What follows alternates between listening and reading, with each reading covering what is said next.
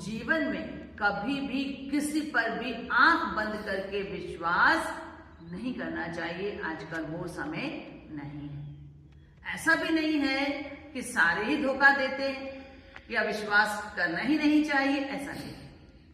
आंख बंद करके विश्वास नहीं।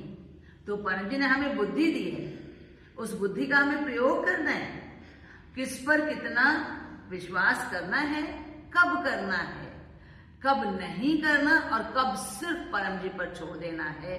ये धीरे धीरे जैसे जैसे हम परम योग करेंगे, हम पप्र करेंगे, हम पृथ्वी पर प्रचार करेंगे, नए नए लोगों से मिलेंगे, उनके अनुभव सुनेंगे, उनको पृथ्वी पर सिखाते हुए जो भी हमें बात या कष्ट, परेशानी, विरोध या कहीं पर प्रेज मिलता है, तो प्रशंसा मिलता है, ये सब हमारे अनुभव अपने आप आते चले जाएंगे और हमें व्यक्ति को पहचानने की भी शक्ति, साथ में कम्युनिकेशन स्किल्स डेवलप यानी बोलने की भी शक्ति, और उसके साथ ही में परम जी की शक्ति पृथ्वी भाई से हमें जो बुद्धि मिलती है, वो बुद्धि हमें अपने आप बताती है कि यहाँ आस का मतलब विश्वास।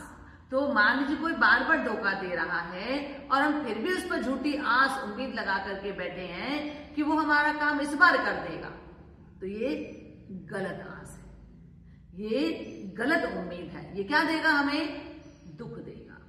तो उस पर आस विश्वास नहीं करना है।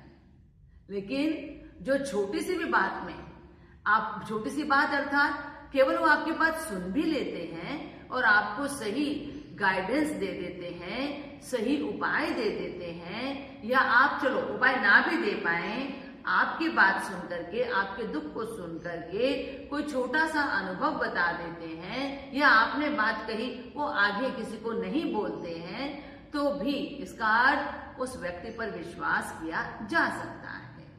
तो परम जी ने बहुत सुंदर तरीके से कहा कि मान लो किसान है, वो क्या कर रहे हैं कि बीज लेकर के आए और बीज बो दिया, ये तो उनका कर्म था।